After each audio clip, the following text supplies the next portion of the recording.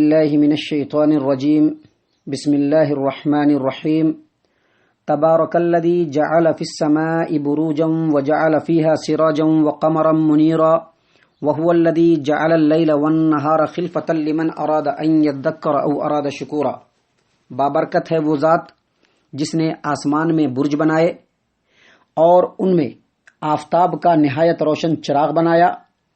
اور چمکتا ہوا چاند بھی بنایا، اور وہی وہ اللہ ہے جس نے رات اور دن کو بار بار ایک دوسرے کے بعد آنے والا بنایا، اور یہ باتیں نصیحت ہے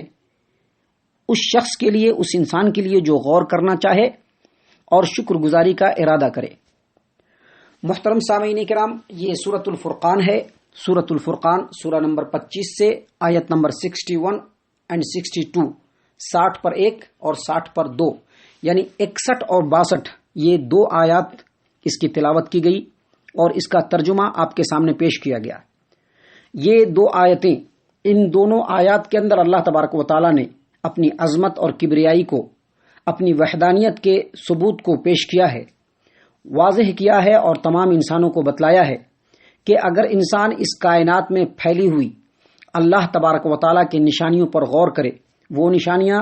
جو اس کائنات میں ہر چہار جانب بکھری پڑی ہیں، اگر انسان اس کے اوپر غور کرے تو انسان تمام جھوٹے معبودوں سے کٹ کر، اس سے کنارہ کش ہو کر رب العالمین کے بارگاہ میں اپنے سر کو جھکانے کے لیے تیار ہو جائے گا اور تمام جھوٹے معبودوں کو چھوڑ دے گا۔ اللہ تبارک و تعالیٰ فرماتے ہیں، تبارک الذی جعل فی السماء بروجا، بابرکت ہے وہ ذات جس نے آسمان میں برج بنائے۔ یہ جو بروج ہے، یہ بروج برجن کی جمع ہے، اور سلف صالحین کی تفسیر کے مطابق بروج سے مراد بڑے بڑے ستارے ہیں، جیسا کہ امام مجاہد، سعید ابن جبیر، ابو صالح، حسن اور قتادہ رحمہم اللہ، ان تمام کا کہنا ہے کہ برجوں سے مراد بڑے بڑے ستارے اور کواکب ہیں۔ اسی بات کی وضاحت اور صراحت حافظ امام ابو جعفر ابن جریر طبری رحمہ اللہ نے تفسیر الطبری میں کی ہے، امام بغوی نے معالم التنزیل کے اندر کی ہے، اور سالار مفسرین حافظ ابن کثیر رحمہ اللہ نے اپنی مایہ ناز تفسیر القرآن العظیم میں کی ہے۔ بروج سے مراد، جیسا کہ تفسیر سلف صالحین کی ہے، بڑے بڑے ستارے ہیں، اور اس مراد پر اس کلام کا مطلب، اس آیت کریمہ کے اس ٹکڑے کا مطلب یہ ہے کہ بابرکت ہے وہ ذات جس نے آسمان میں بڑے بڑے ستارے بنائے، بڑے بڑے ستارے، جبکہ ماہرین علم فلکیات، ماہرین علم نجوم اور ماہرین علم ہیئت، ان تمام کے مصطلحہ اصول کے مطابق، ان کے اصول اور قانون کے مطابق، بروج جو یہاں پہ لکھا ہوا ہے، تبارک الذی جعل فی السماء بروج، تو بروج سے مراد وہ 12 برج ہیں جو آسمان میں ہیں، 7 افلاک میں ہیں، اور وہ 12 برج کون ہیں؟ حمل ہے، ثور ہے، جوزہ ہے، سرطان ہے، اسد ہے، سنبلہ، میزان، عقرب، قوس، جدی، دلو اور حوت۔ یہ 12 برج ہیں جو 7 افلاک میں ہیں، اور یہ 12 برج جو ہیں 7 بڑے بڑے سیاروں کی منزلیں ہیں، جن کے نام ہے مریخ، زہرہ، عطارد، قمر، شمس، مشتری اور زحل۔ یہ جو کواکب یعنی سیارے جو ہیں، یہ ان برجوں میں اس طرح اترتے ہیں جیسے ان کے لیے یہ عالیشان محل ہوں۔ یہ تفسیر جہاں علم نجوم کے ماہرین نے کی ہے، بالکل اسی تفسیر کو بعد کے مفسرین نے بھی لیا ہے، لیکن صحیح بات یہ ہے کہ برجوں سے مراد ستارے ہیں، کیونکہ قرآن کریم کے کسی آیت کریمہ کی تفسیر اگر ہمیں لینی ہو تو سب سے پہلے ہم دوسری آیات کے اندر دیکھیں گے کہ قرآن کی دوسری آیات اس آیت کی کیا تفسیر کرتی ہے۔ تو یہاں پر اللہ تبارک و تعالیٰ کا یہ کہنا، تبارک الذی جعل فی السماء بروجا، بابرکت ہے وہ ذات جس نے آسمان میں برج بنائے، یہاں پر برج سے مراد ستارے ہیں، اور اس کی دلیل اللہ تبارک و تعالیٰ کا فرمان ہے، سورۃ الملک آیت نمبر 5، اللہ فرماتے ہیں وَلَقَدْ زَيَّنَّا السَّمَاءَ الدُّنْيَا بِمَصَابِيحَ، اور البتہ تحقیق ہم نے دنیا کے آسمان کو تاروں کے چراغوں سے زینت دی ہے، تاروں کے چراغوں سے، یہاں پر تاروں کے چراغوں سے زینت دی ہے، کس کو؟ دنیا کے آسمان کو۔ اور اللہ تبارک و تعالی قرآن کریم کے اندر دوسری جگہ سورۃ الحجر سورہ نمبر 15 اور آیت نمبر 16 اللہ فرماتے ہیں وَلَقَدْ جَعَلْنَا فِي السَّمَاءِ بُرُوجًا وَزَيَّنَّاهَا لِلنَّاظِرِينَ، بے شک ہم نے آسمان میں برج بنائے اور یہ برج، اس برج کے ذریعے سے دیکھنے والوں کے لیے ہم نے آسمان کو سجا دیا۔ تو یہاں پر برج سے مراد یقینی طور پر ستارے ہیں، کیونکہ برج سے مراد ستارے ہیں۔ اس کی تفسیر جہاں قرآن کریم سے ہمیں مل رہی ہے، وہیں جمہور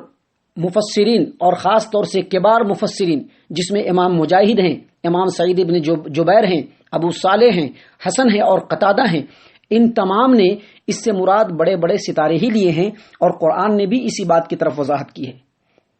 ایک بہت بڑے مفسر ہیں جناب عبد الرحمن کیلانی رحمہ اللہ، ان کی بہت بہترین تفسیر ہے تیسیر القرآن۔ تیسیر القرآن میں سورۃ الحجر سورہ نمبر 15 اور اسی سورت سے آیت نمبر 16 اور ان کی تفسیر تیسیر القرآن والم نمبر 2 پیج نمبر 477 پر وَلَقَدْ جَعَلْنَا فِي السَّمَاءِ بُرُوجًا وَزَيَّنَّاهَا لِلنَّاظِرِينَ، بلا شبہ ہم نے آسمان میں برج بنائے اور دیکھنے والوں کے لیے انہیں سجا دیا۔ اس کی تفسیر میں فرماتے ہیں عبد الرحمن کیلانی رحمہ اللہ مفسر قرآن، اس کی تفسیر میں فرماتے ہیں کہ اس آیت میں اگر کوئی شخص بروج کے لفظ سے وہی 12 برج مراد لیتا ہے جو قدیم اہل ہیئت نے فلک ہشتم کے بنا پر رکھے ہیں تو یہ اس کی مرضی ہے، وگرنہ آیت کا سیاق اور دوسری آیات اس بات کی تائید نہیں کرتا، کیونکہ ان برجوں میں سے اکثر برجوں کی جو شکلیں ہیں اس کا زینت سے دور کا بھی واسطہ نہیں، دور کا اس کا زینت سے واسطہ نہیں، بالکل خوبصورت نہیں ہے۔ پھر مفسر قرآن عبد الرحمن کیلانی رحمہ اللہ لکھتے ہیں کہ بھلا سرطان یعنی کیکڑا، عقرب یعنی بچھو، ترازو اور ڈول وغیرہ کا خوبصورتی سے کیا مطلب ہے؟ کیا یہ خوبصورتی پیدا کر سکتے ہیں؟ انہوں نے کہا ہے کہ یہی وجہ ہے کہ اکثر مفسرین نے یہاں بروج سے مراد ستارے اور سیارے لیے ہیں جو رات کے وقت آسمان کو زینت بخشتے ہیں۔ مزید عبد الرحمن کیلانی رحمہ اللہ فرماتے ہیں کہ لغوی لحاظ سے یعنی ڈکشنری کے لحاظ سے بروج کہتے ہیں جو نمایاں طور پر ظاہر ہونے والی چیز ہو،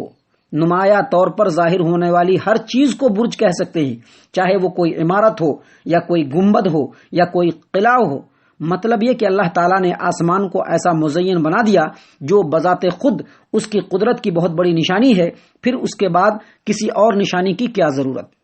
تو ان تمام باتوں سے پتہ چلا کہ یہاں پر برجوں سے مراد ستارے ہیں، جو بڑے بڑے ستارے ہیں جس سے اللہ تبارک و تعالیٰ نے دنیا کے آسمان کو زینت دیا ہے۔ اس لیے اللہ فرما رہا ہے تبارک الذی جعل فی السماء بروجا وجعل فیہا سراجا وقمرا منیرا، بابرکت ہے وہ ذات جس نے آسمان میں برج بنائے اور ان میں آفتاب کا نہایت روشن چراغ بنایا، آفتاب کا نہایت روشن چراغ بنایا۔ اس سے مراد چمکتا ہوا دمکتا ہوا سورج ہے جو وجود کائنات میں چراغ کے مانند ہے،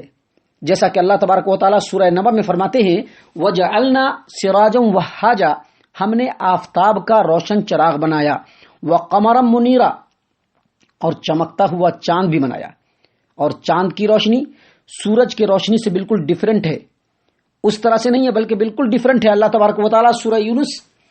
آیت نمبر 5 میں فرماتے ہیں وَهُوَ الَّذِي جَعَلَ الشَّمْسَ ضِيَاءً وَالْقَمَرَ نُورًا، وہی وہ اللہ ہے جس نے سورج کو روشن اور چاند کو منور بنایا۔ اور نوح علیہ السلام نے اپنی قوم کے سامنے اللہ تبارک و تعالیٰ کی وحدانیت کو اور اللہ تبارک و تعالیٰ کی قدرت کی کاریگری کو واضح کرتے ہوئے کہا تھا سورہ نوح کے اندر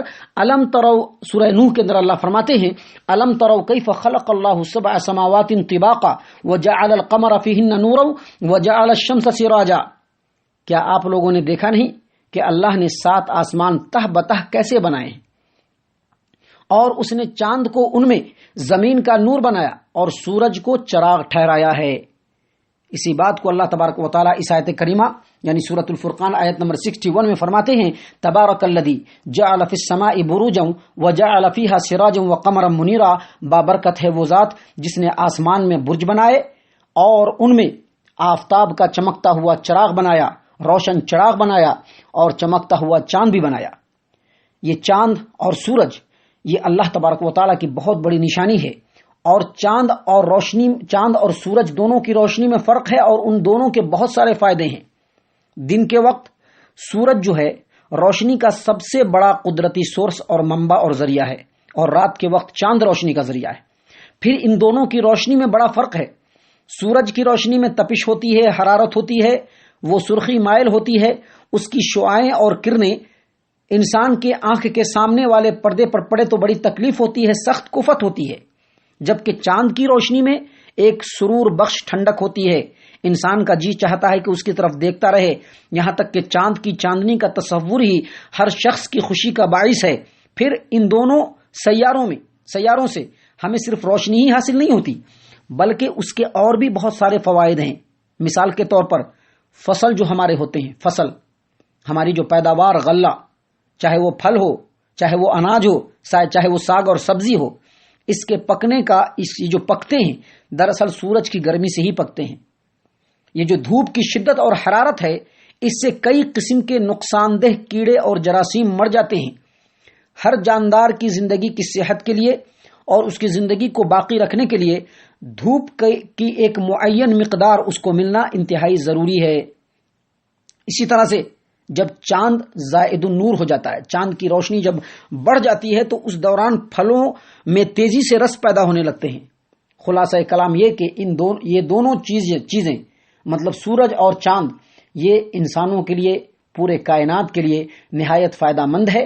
اور یہ اللہ تبارک و تعالیٰ کی اتنی بڑی کاریگری ہے کہ جس کاریگری کے اوپر اگر انسان غور کر لے تو یقینی طور پر جھوٹے معبودوں سے اپنے منہ کو موڑ لے گا اور ایک اللہ تبارک و تعالیٰ کے سامنے جھک جائے گا۔ اس کے بعد اللہ تبارک و تعالیٰ نے فرمایا وَهُوَ الَّذِي جَعَلَ اللَّيْلَ وَالنَّهَارَ خِلْفَةً لِمَنْ أَرَادَ أَنْ يَذَّكَّرَ أَوْ أَرَادَ شُكُورًا، اور وہی وہ اللہ ہے جس نے رات اور دن کو بار بار ایک دوسرے کے بعد آنے والا بنایا۔ خلفتن کے معنی ہوتے ہیں ایک دوسرے کے پیچھے آنے والے، رات کے پیچھے دن آتا ہے اور دن کے پیچھے رات آتی ہے، اور یہ بار بار ایک دوسرے کے پیچھے آتے رہتے ہیں۔ موجودہ جو علم حیات اور علم نجوم اور سائنس آف اسٹرونومی ہے، اس کے مطابق دن اور رات سورج کے سامنے جو زمین ہماری گردش کرتی ہے، ہماری زمین جو سورج کے سامنے گردش کرتی ہے، تو ایک دن کی مکمل گردش سے دن اور رات ہوتے ہیں۔ ایک دن جب مکمل گردش کرتا ہے، پورے ایک دن مکمل جب سورج کے گرد ہماری زمین چلتی ہے، گردش کرتی ہے، تو دن اور رات ہوتے ہیں۔ زمین اس کی لمبائی اور چوڑائی جو ہے وہ 25,000 میل پہ محیط ہے، اور زمین اپنی محور میں جو گردش کرتی ہے سورج کے ارد گرد، وہ پورے 24 گھنٹے میں، دوسرے لفظوں میں ہم زمین کی گردش کو، زمین کے سرکولیشن کو، اس کا جو پیریڈ ہے، اس کو 24 گھنٹے میں تقسیم کر رکھا ہے۔ لہذا ایک بار جب گھومتی ہے زمین سورج کے ارد گرد تو دن اور رات ہو جاتے ہیں، اور پورے ایک سال جب زمین سورج کے ارد گرد گھومتی ہے تو یہ جو دن کبھی چھوٹا ہوتا ہے اور رات کبھی بڑی ہوتی ہے، کبھی رات بڑی ہوتی ہے اور دن چھوٹا ہوتا ہے، یہ پورے ایک سال گھومنے کی وجہ سے ہوتی ہے۔ اس نظریے کے مطابق اللہ تبارک و تعالیٰ کی قدرت کے یہ جو کرشمے ہیں اور بھی حیران کن ہو جاتے ہیں، اور بھی محیر العقول بن جاتے ہیں۔ جس رب نے اتنے بڑے عظیم الجثہ سیاروں کو بجلی کی تیز رفتاری کے ساتھ ایک دوسرے کے آمنے سامنے بالکل محو گردش کر رکھا ہے، سرکولیٹ کر رکھا ہے، اور اس کے باوجود جو اتنی تیزی سے سیارے اپنے اپنے محور میں گھوم رہے ہیں، نہ ان میں کبھی ٹکراؤ ہوتا ہے، نہ کبھی اس کے اندر تقدیم و تاخیر ہوتی ہے، نہ کبھی سورج آگے نکلتا ہے، نہ کبھی چاند پیچھے رہتا ہے، نہ سورج چاند کے سامنے آتا ہے، نہ چاند سورج کے سامنے آتے ہیں، سارے ایک اپنے اصول کے اوپر، اپنے محور کے اوپر گھوم رہے ہیں۔ یہ اللہ تبارک و تعالیٰ کی قدرت کی بہت بڑی کاریگری ہے۔